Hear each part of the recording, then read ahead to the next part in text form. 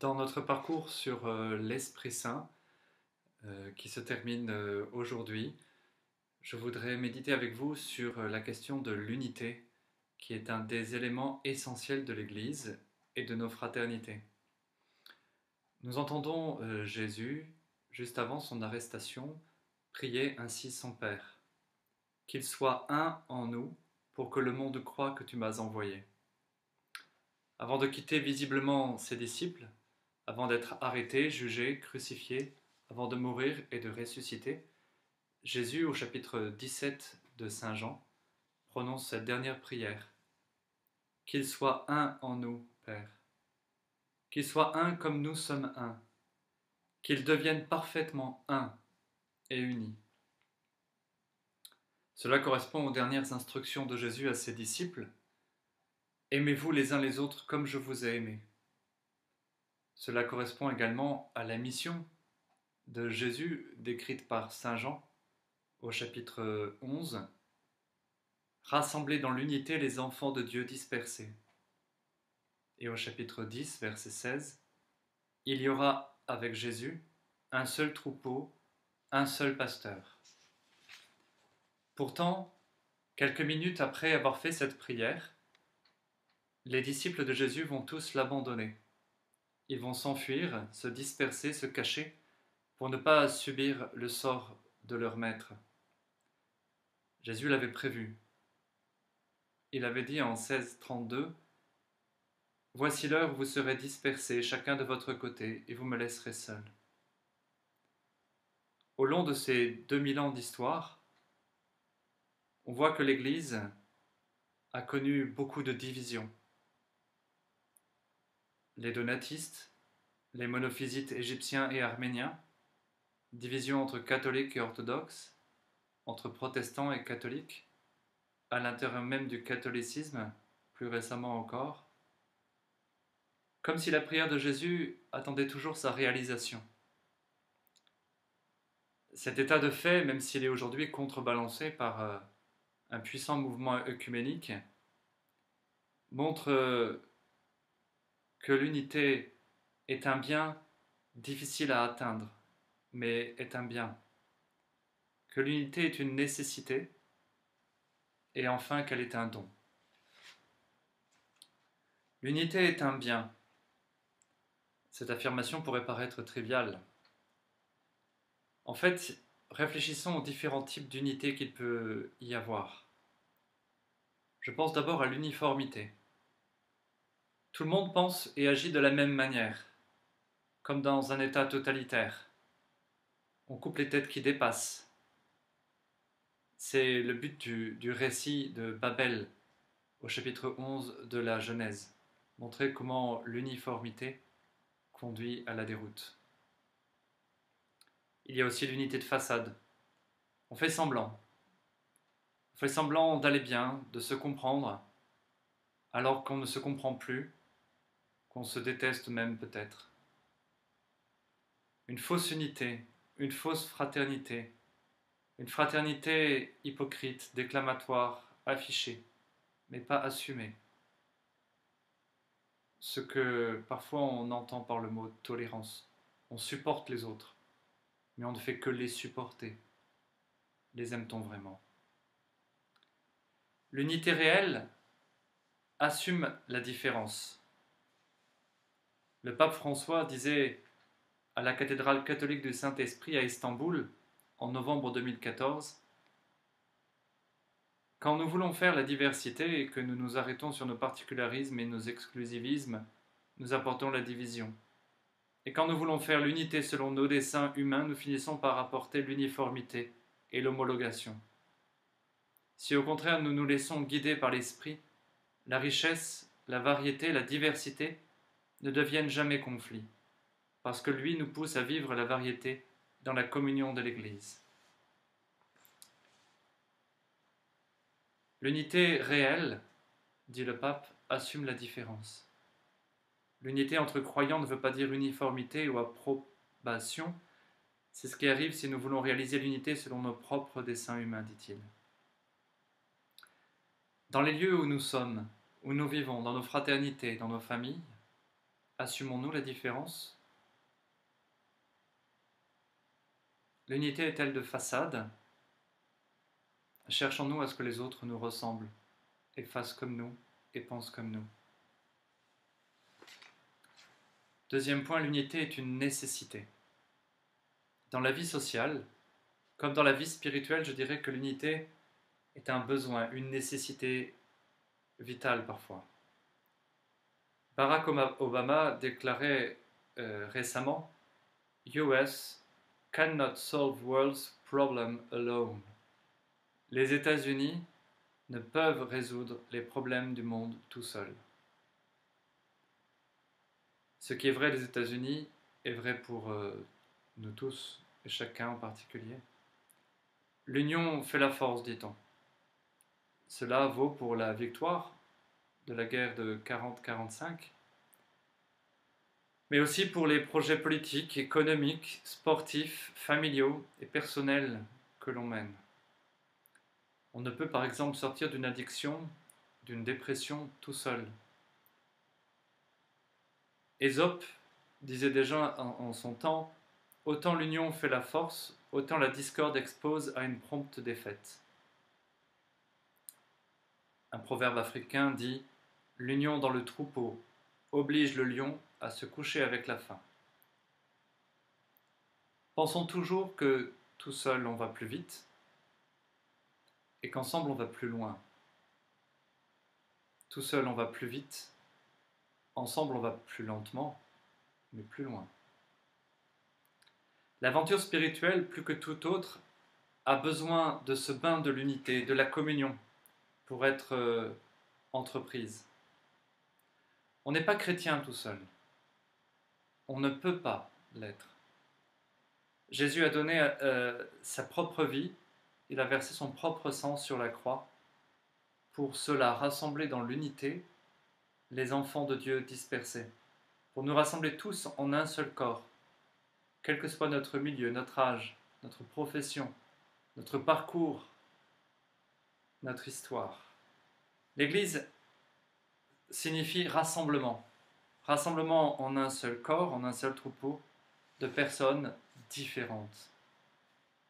Et cela est bon. Et cela est bon.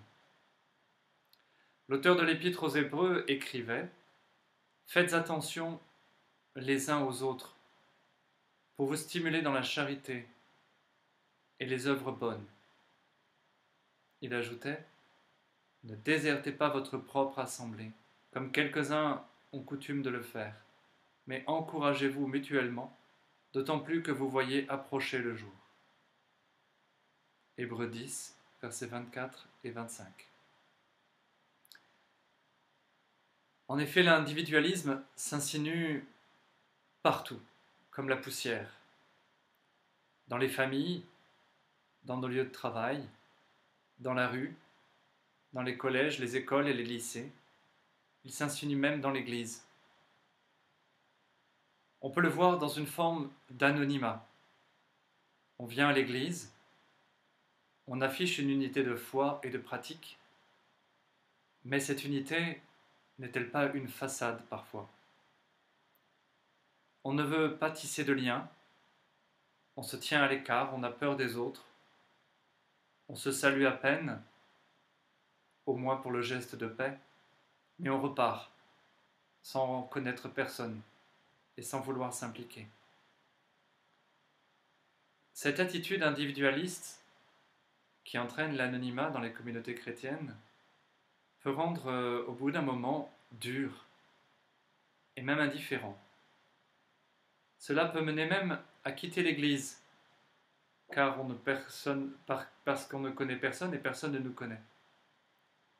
Une étude montre qu'en France, 50% des baptisés adultes quittent l'Église au bout de quelques semaines ou de quelques mois, signe probablement qu'ils n'ont pas vraiment intégré la communauté. Une étude américaine montre que pour qu'un nouveau converti reste dans l'Église, il faut qu'il connaisse au moins 7 autres personnes de cette Église. Suis-je intégré dans ma communauté?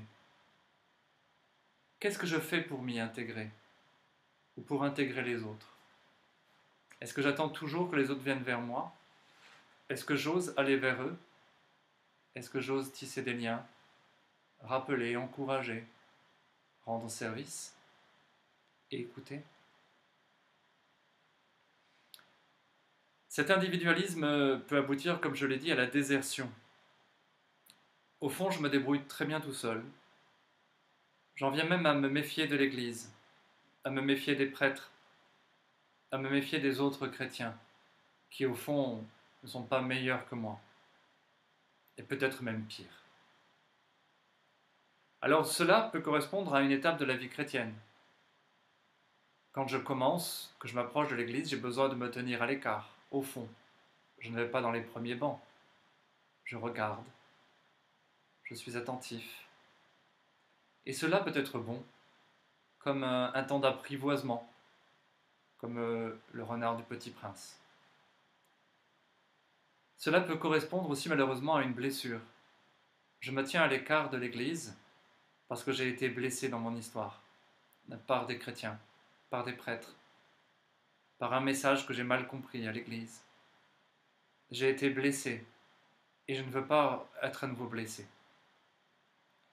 Mais cela peut correspondre aussi, et cela devient embêtant, à une forme d'autosuffisance dangereuse, qui peut être une forme d'orgueil.